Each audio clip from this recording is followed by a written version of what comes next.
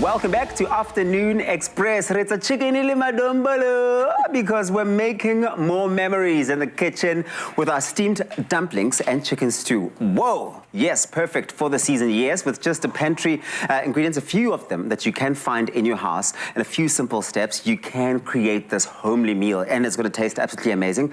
To me, not a few, 5 only. Just 5 easy steps. A few of only 5. I know that you were the winner of the first season of Taste Master. Yes, Queen. I got goosebumps actually just thinking about that. I mean, but does it not feel like it was just yesterday? It does, and that's the funny part. Like, people don't know this. It's been almost 4 years of me doing this, and I am here on a daytime, primetime TV show. With the biggest smile on your face, like you can't even contain it. All thanks to the Tastemaster SA. So if anyone needs encouragement, this on its own is enough. Okay, you're going to tell me the story as we prepare this recipe. As my friend. So as you can see, we've been speaking about just the excitement of royal baking powder, and today we're going to be using it for itombolo. And a lot of people complain about the fact that why does dumpling have to take me the whole day? I've seen my mother. Trust me, we'll be leaving for school in the morning. She'll be dressing it with blankets and putting it outside. No, it's a real thing. That is such a black thing to do. It is, and she was black, surprisingly. Friend, it goes into the plastic bag first, and then it gets wrapped in a cloth, and it gets packed in that separate room where no one goes, and it gets warmed up. No, all of that is not necessary. Then 9 p.m. it's ready to eat. So we're trying to avoid all of that. So in my bowl, I already have some flour that we've added in there, so our dry ingredients. First step is get in your dry ingredients. We've got our flour, our sugar, and our salt. Our royal baking powder. The royal baking powder is important in this instance because we need it to rise. Okay. The lovely thing about itombolo is that it's got those beautiful bubbles on the inside. And it comes from, in this instance, our royal baking powder, because royal baking powder is basically cutting out the admin that goes into wenza itombolo. You don't want admin when it comes to this time of the year. You want to still be able to do as much as you can get done throughout the day without just focusing on wenza dumpling. All right.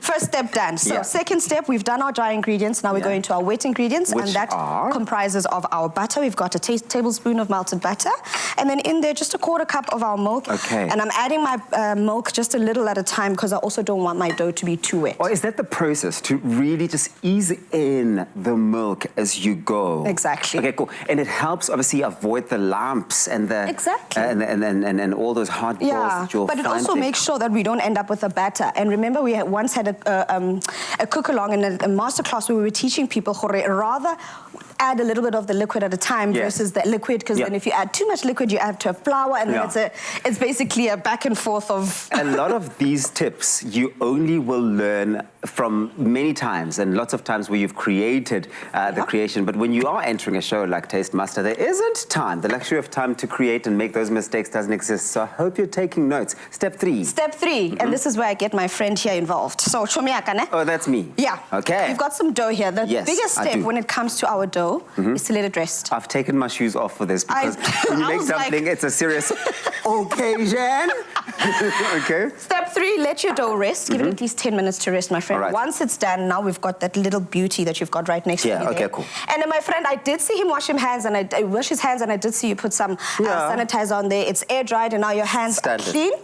Now it becomes a rolling situation. You see that steam that came out? Yes. This is how we're going to be cooking our dumplings now. Okay, cool. So that's 3. Take that dombolo that you've got, divide it into 2. In fact, if you can, 3. How big do you like 2. Come on now. Let's make it 2.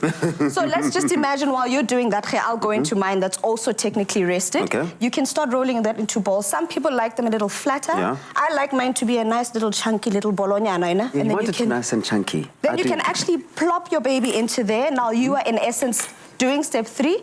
Step 4 goes into adding your babies into our... In they go. So they will go into your stew that you're preparing as you would normally prepare a stew. Exactly. Goes in there. You want to make sure that it's immersed in the stew. Is that correct? So if I can just have a nice little big spoon, or a big spoon, please, just to mix it all together. Make sure before that you do the mixing. Oh, yes. Takes it all So step 4, and then step 5, I get a namo. Let me just add this last one. And then all we do, step 5 is... Let the dombolo cook. Is to steam. Yeah, but you know what? I know you're mixing it, and that's for you, but you just leave it on the top, let the steam cook it. Then once it's done, then that's you can for do you. this. Step 5, leave these babies be. Let them steam, let them cook, let them take in all those juices, let them take in all that flavor, and let this be a Taste Master winning kind of dish. 5 steps to create a winning recipe when it comes to your dumpling and chicken stew. I absolutely love this, and your life has been changed so that you can change the rest of our lives here on Afternoon Express as a result of winning Taste Master. Put it here, put it here. It's Coco Saka, Duveki, New York. Now, if these recipes are not inspiring you to elevate your work, then I don't know what will. But hopefully you will be flexing your skills in the baking arena when it comes to the Taste Master SA. That's what you need, that chutzpah and the willingness to go the long mile. Enter today by following the instructions on thetastemaster.co.za.